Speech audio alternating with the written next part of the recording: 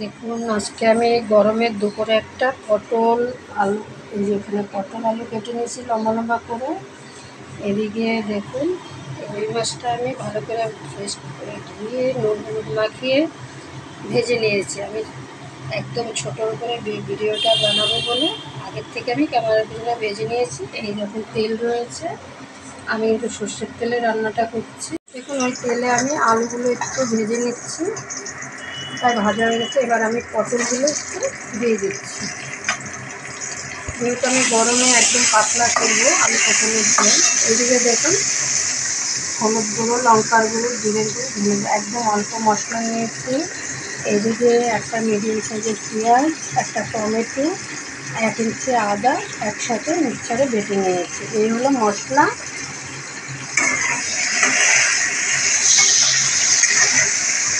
আর এগুলো আমি হালকা করে একটু ভেজে নেব।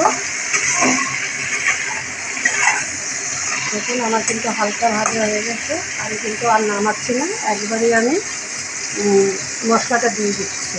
আপনারা চাইলে আলু পটলটা নামিয়ে মশলাটা দিতে পারেন। এখানে পেঁয়াজ, আদা, টমেটোটা দিয়ে দেবো। এখন আমি কাঁচা গন্ধটা যাওয়ার দিয়ে একটু কষিয়ে নেব, তারপরে আমি শুকনো মশলাগুলো দেবো। নুন দিয়ে দিলাম।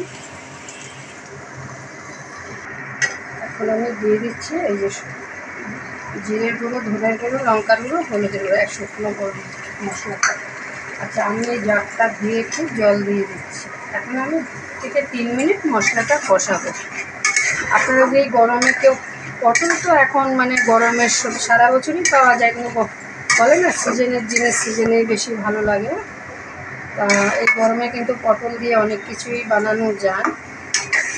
তাই আমি ভাবলাম একটা পাতলা মাছের ঝোল বানাই, রুই মাছের ঝোল।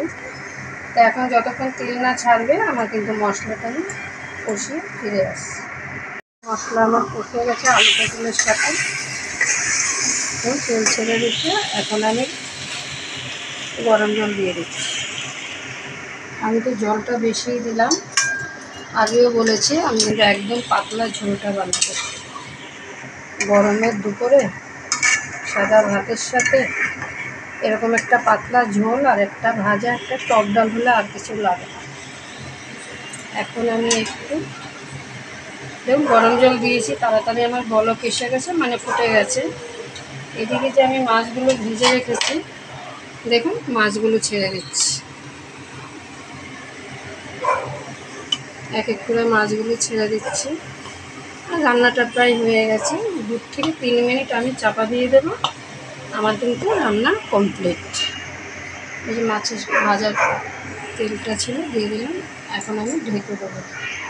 চলুন দেখি। দেখুন আমার আলু পটল দিয়ে রুই মাছের ঝোল একদম রেডি।